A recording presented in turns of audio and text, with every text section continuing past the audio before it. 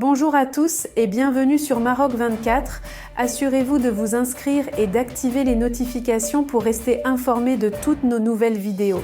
Aujourd'hui, le 16 février 2024, nous abordons la dernière fanfaronnade du président Tebboune. Visiblement agacé par les initiatives tangibles du Maroc au Sahel et en Afrique de l'Ouest, le chef d'État algérien proclame des zones de libre-échange avec 5 nations régionales. Restez avec nous pour plus de détails dans cet extrait de l'article du journaliste Tariq Katab, publié sur le 360. Quand les dirigeants algériens tombent plus bas que terre, que font-ils? Ils creusent, évidemment, leur propre fosse commune. Que dire sinon de la dernière trouvaille du président algérien Abdelmadjid Tebboune, qui paniquait de voir le Maroc se placer confortablement sur la scène sahélienne, a riposté n'importe comment, littéralement. À la hâte, en bricolant sur un coin de table une nouvelle annonce, qui vient s'ajouter à la longue liste de promesses non tenues, et qui ne le seront jamais, enrobées dans un fatras indéchiffrable de démagogie et d'insipide langue de bois. L'occasion fait le larron, dit l'adage. Pour Abdelmadjid Tebboune, elle était toute trouvée le mardi 13 février. La 41e réunion du comité directeur des chefs d'État et de gouvernement du nouveau partenariat pour le développement de l'Afrique, NEPAD, censé être le principal cadre de développement du continent. Par visioconférence, le président algérien a annoncé rien de moins, l'ouverture d'Ardar, de zones de libre-échange, ZLE, entre l'Algérie et ses pays voisins, à l'exclusion du Maroc, cela va de soi. On passera sur la logorée qui sert de lit à cette annonce, pour ne garder que l'essentiel. Qui a priori, sonne plutôt bien. Mais alors, quels préparatifs ont été menés pour pousser Abdelmadjid Tebboune à faire une telle fracassante sortie? Quelles concertations ont été conduites au préalable? Des accords de principe bilatéraux ont-ils été signés? Un soupçon de début de négociation sur les modalités pratiques de ces ZLE a-t-il été engagé? Rien. Les États concernés sont-ils même au courant de l'existence de cette volonté algérienne? De là à adhérer, signer des deux mains et lancer ce vaste espace de commerce intercontinental, Tebboune rêve, debout. Question, comment un chef d'État peut-il se permettre une telle insoutenable légèreté, sa marque de fabrique au demeurant, alors que son pays est embourbé dans de profondes crises, avec la plupart des pays avec lesquels il entend librement commercer? Des crises qui ont d'ailleurs soufflé le peu de place qu'occupait l'Algérie, dans une zone censée être sa chasse gardée comme le Sahel. Avec le Mali, par exemple, dire que rien ne va plus est un doux euphémisme. Dans un ultime camouflet pour l'Algérie, le 25 janvier dernier, le gouvernement de transition malien a annoncé sa sortie des accords d'Alger.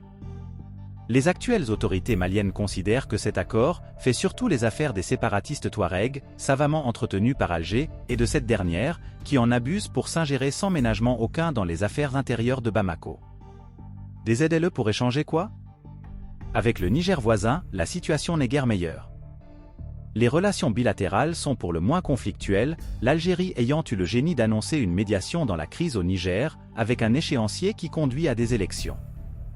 Le 2 octobre 2023, le chef de la diplomatie algérienne, Ahmed Attaf, a poussé le ridicule jusqu'à publier une déclaration dans laquelle il annonçait que la proposition algérienne avait été acceptée.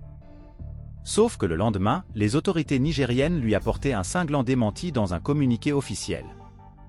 Dans les deux cas, une chose est sûre, le Mali et le Niger se sont totalement émancipés de l'influence algérienne et se tournent vers d'autres pays, dont le Maroc, à la faveur notamment de l'initiative royale, conduite par Mohamed VI lui-même, l'Alliance Atlantique.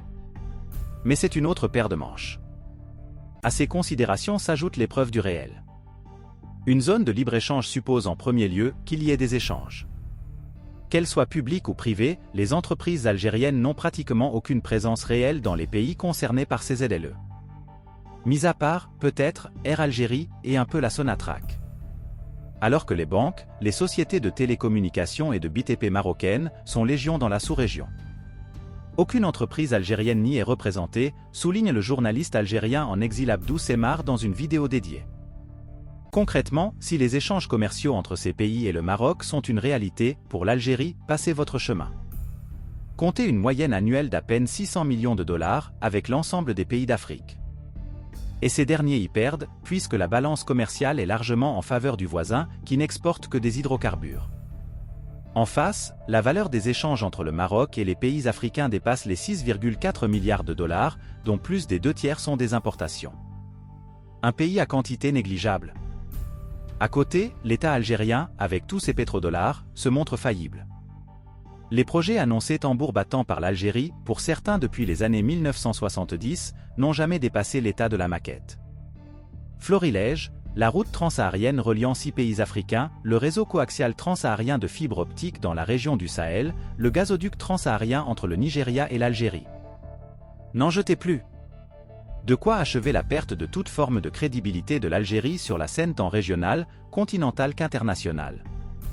Le véritable coup de grâce qu'a été le rejet absolu de la candidature algérienne à intégrer les BRICS, aurait pourtant dû servir de leçon au président Tebboune, qui avait fait de cette adhésion un chantier de règne. Mais ce serait accorder à l'homme un minimum de bon sens, dont il ne dispose pas. Pour rester informé, je vous invite à regarder les vidéos Maroc 24 qui s'affichent sur votre écran.